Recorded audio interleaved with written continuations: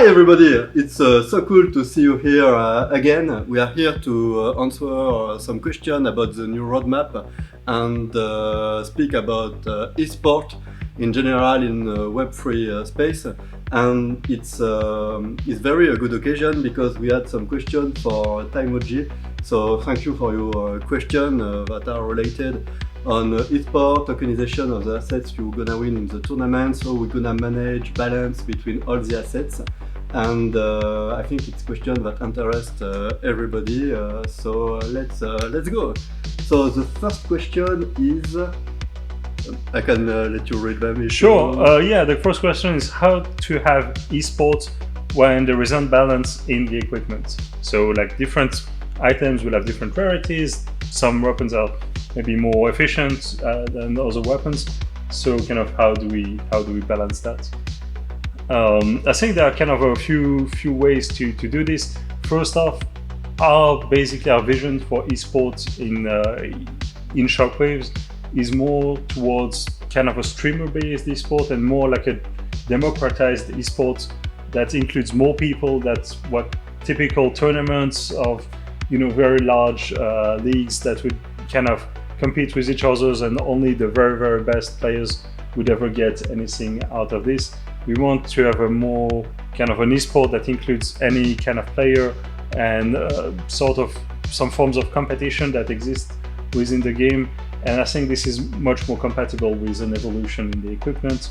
Other games have been doing this. World of Warcraft had some competitive aspects. Call of Duty, Ghost Recon Online. I mean, there are quite a few examples of this where it worked actually without much of an issue, and it creates kind of also an evolution in the gameplay. And yeah, I think it's quite interesting. Yeah, it's true that we are in blockchain gaming, but finally it's a question that is inherent to video game in general, multiplayer video game, because the risk is to have a better weapon than the others, and you aim to have just one gameplay that is the best. So our goal is to bring diversity in it. So it's really important that different weapons are used in different situations. Yeah. And after that, with the updates, the balance change. So even if sometimes there is some better equations, in general, our goal as game developers is to renew the gameplay every time we do an update. So it makes the assets that are not such.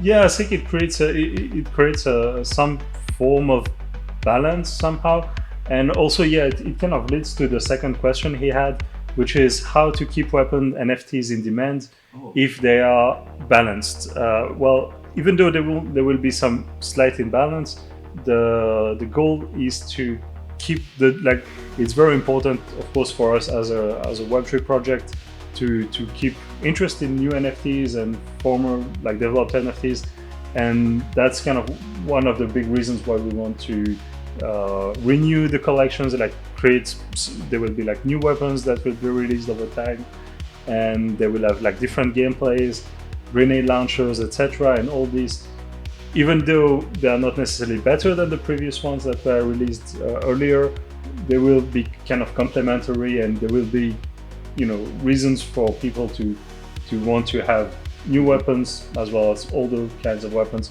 because they will have simply different gameplay. So I think it's a very, very good question, and it kind of relies on having sort of an evolution in the game. Yeah, it's absolutely true. And in a bigger scale, what really means balance in a crypto game and in a competitive game?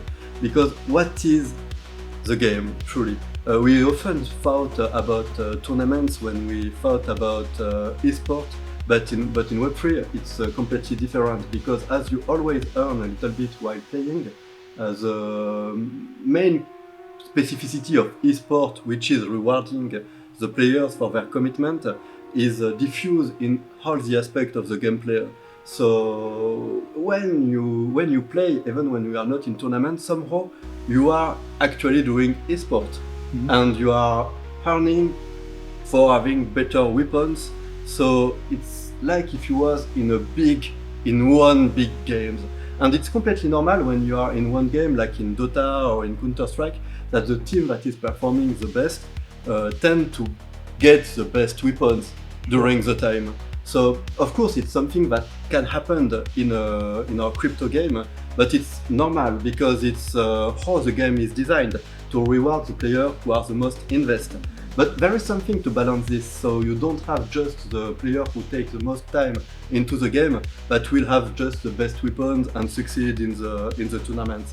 The big difference here is that even other players can acquire this equipment.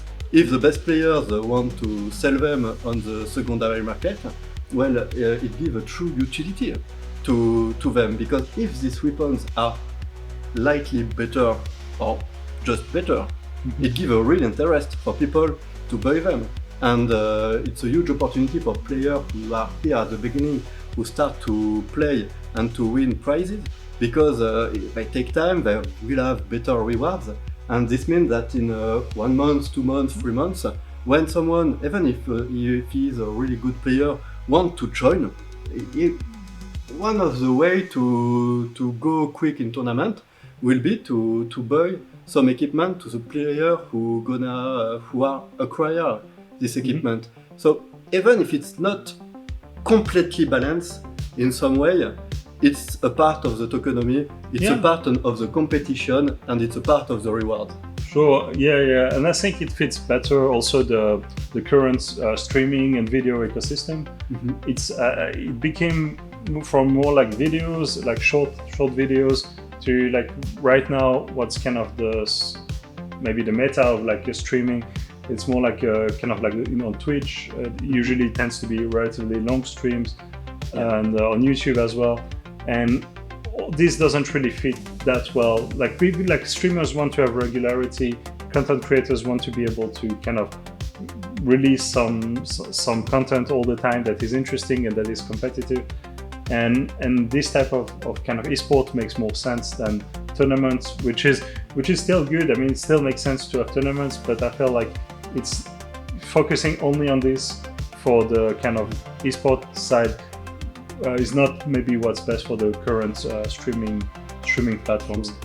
So we kind of adapted also our strategy to this. And yeah, also one last question that from him was also, how do we deal with cheaters? Oh, yeah. So it's always difficult to answer that, because if we give too much response, too much answer, it can help cheaters to avoid our solutions. There is a lot of system we have into the game that avoid cheaters, but we're not gonna really tell them what it is or how to avoid them. Sure.